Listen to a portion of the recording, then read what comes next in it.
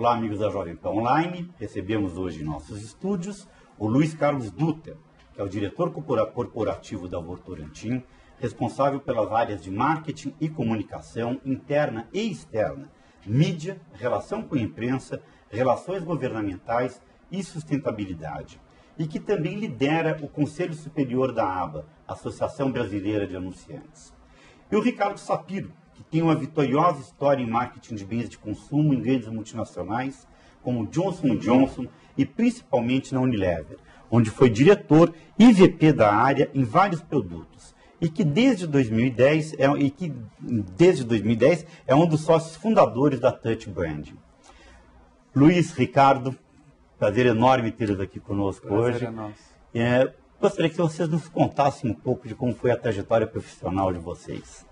Álvaro, primeiro, obrigado pelo convite novamente. É sempre um prazer estar aqui numa casa tão gostosa como a Jovem Pan. Prazer é nosso. Na verdade, eu estou tendo uma oportunidade, agora uma experiência relativamente recente, muito agradável, que é estar no Grupo Votorantim. Minha carreira antes da Votorantim foi em empresas, participei de empresas multinacionais, fui Johnson & Johnson, Dow Química e na Unilever, onde eu fiquei 8 anos, e há 2 anos ali para o Grupo Votorantim. E tem sido uma experiência muito interessante, porque além do nome e do respeito que se tem pelo grupo, né, pelo que ele representa, é um grupo de 96 anos no Brasil, que está em vários negócios, né, ligados à indústria, e ele tem um protagonismo dentro do setor industrial, que cada vez mais está retomando sua visibilidade positiva no país, que é muito importante, pautado em pilares que estão ligados à filosofia do grupo, ou seja, pessoas, inovação, sustentabilidade e, fundamentalmente, crescimento sustentável. Então, trabalhar e ter essa oportunidade no grupo tem sido muito agradável, né? Enriquecedor. Eu tenho aprendido bastante, que é um novo segmento na minha carreira, passando por vários negócios, e num processo também importante de globalização. E numa empresa 100% nacional, 100% nacional. Tem sido uma experiência muito, muito legal. Ricardo? Obrigado pelo convite. Minha carreira, eu sou, como o que se pode dizer, de um marqueteiro meio puro sangue mesmo, né? Então, eu fui marqueteiro a carreira inteira. Eu comecei na antiga Colinos, que depois a Colgate adquiriu. Então, eu trabalhava na época com medicamentos de venda livre, que hoje se chamam OTC. Depois eu fui para Johnson & Johnson, trabalhei em várias categorias, até absorvente feminino eu trabalhei, homem trabalhando em absorvente feminino, mas a gente encara de tudo, né? Depois eu fui para a Unilever, onde eu passei 15 anos.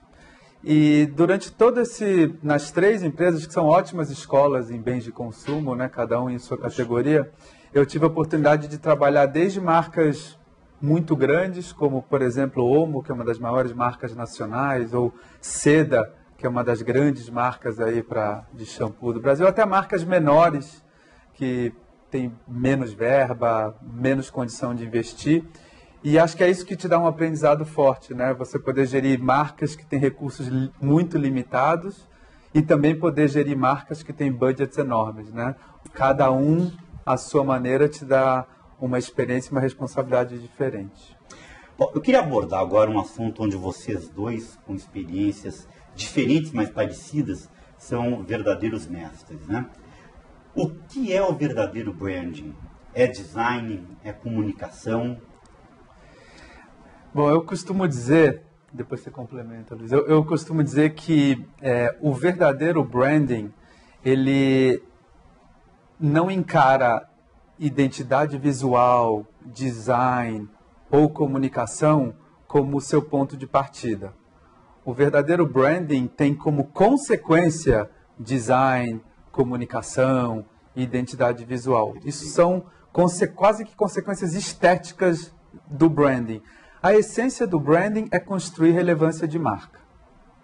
Uma vez que essa marca esteja com a relevância construída, aí sim ela vai ganhar uma cor, uma comunicação, um estilo. E isso é uma grande confusão que hoje o mercado convive, de fazer essa mistura de branding com design, branding com comunicação. Branding, na sua essência, é criar relevância para a marca. E surgiu em vários países e também no Brasil, surgiu até a partir de um certo vácuo, que é o seguinte: de um lado, as grandes empresas passaram cada vez menos a investir no que é um marketing mais puro, porque os seus marqueteiros estão muito pressionados por entrega o resultado do trimestre, trabalha junto com vendas, ou tem que fazer alinhamentos globais quando é multinacional, sobra menos tempo para eles pensarem o que é a minha marca, qual é a minha estratégia, qual que é a minha essência, com quem eu devo falar. E do outro lado, as próprias agências também passaram a cuidar muito mais, e elas estão corretas, da propaganda, da comunicação, da execução, o resultado, e acabou se criando um vácuo. Quem cuida da essência da marca? Quem cuida do que é mais fundamental? E foi desse vácuo que surgiu toda a indústria do branding. Luiz Carlos, o branding é igualmente importante para B2C e B2B? Olha, acho que está tendo uma grande transformação nesse ponto, porque tradicionalmente o branding é uma linguagem muito mais comum ao B2C. A comunicação para o consumidor, que é o que tradicionalmente se fez, né? Como o Ricardo falou, a gente teve uma fase importante, que eu acho que quando o branding era mais puro e conceitual, na fase de desenvolvimento de mercado, algumas categorias que foram sendo construídas e hábitos de consumo construídos a partir de marcas, né? O que aconteceu com a competitividade e a dinâmica dos mercados, curto prazo passou a falar mais alto e às vezes a forma se tornou mais importante que o conteúdo, que é o que a gente tem que lutar contra, né? O que eu acho e está acontecendo agora de maneira significativa é que para as grandes corporações, seja no mercado de consumo, na indústria, o brand está se tornando fundamental, por um motivo muito simples. Uma grande corporação ela tem vários pontos de contato, além do seu cliente, o consumidor. Tem diversos stakeholders, governo, formador de opinião, público interno, público externo, onde ela tem que ter um posicionamento e uma relevância transversal, em que se ela não se colocar dessa maneira, ela perde competitividade.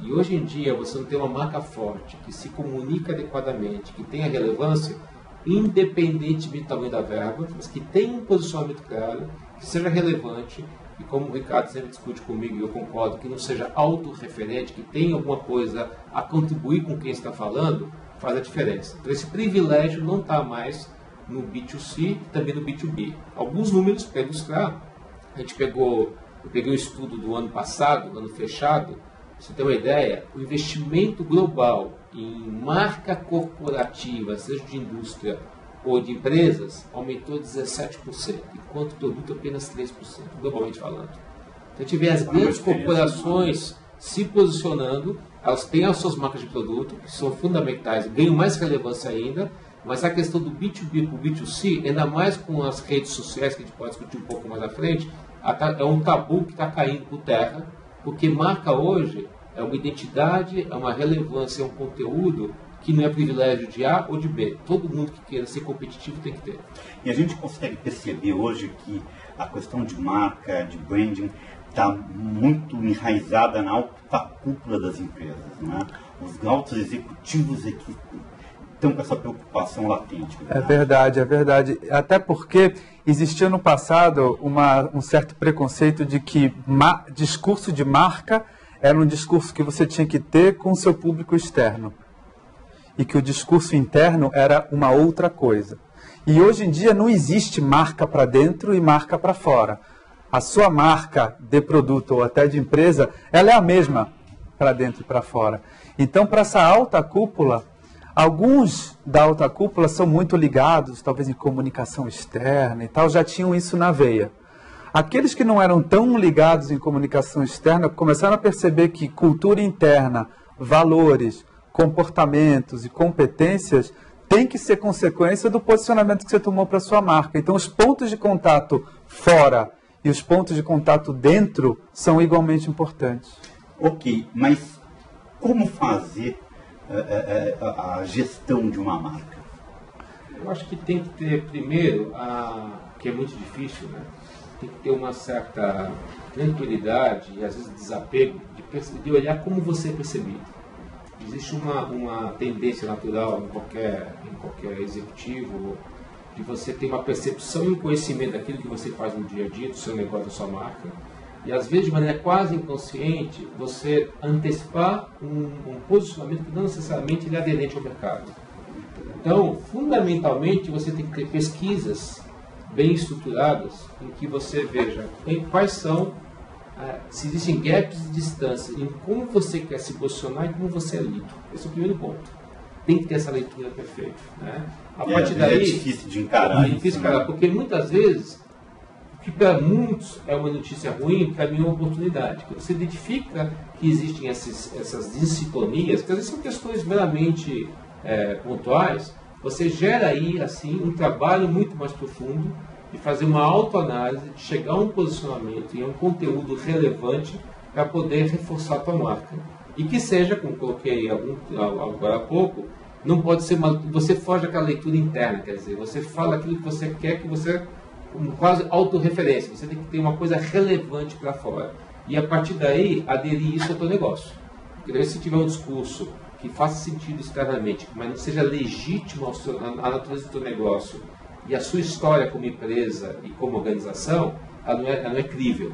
Então essa combinação toda, e que ela é muito profunda, e muitas vezes o dia a dia, o curto prazo, não permite essa reflexão. Agora, o resultado do curto prazo não é desculpa ter essa reflexão, como essa reflexão também não é desculpa para não entregar o resultado. Então, acho que essa dinâmica que a gente tem que ficar eu olhando e azeitando um pouco melhor. Até complementando o Luiz, Álvaro, se me permite, eu costumo dizer que um bom gestor de marcas, ele precisa combinar dois aspectos que, num primeiro momento, até parece que são opostos.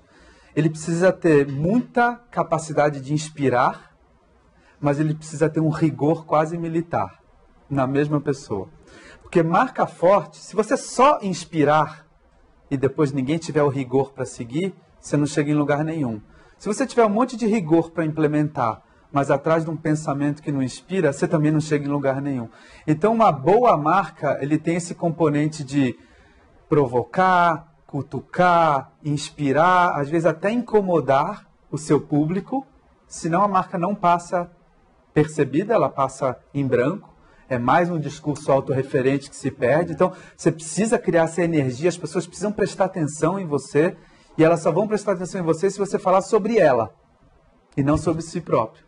Ficar falando sobre si próprio, ela vai bocejar. Se você falar sobre a vida dela, dessa pessoa, ela vai prestar atenção em você.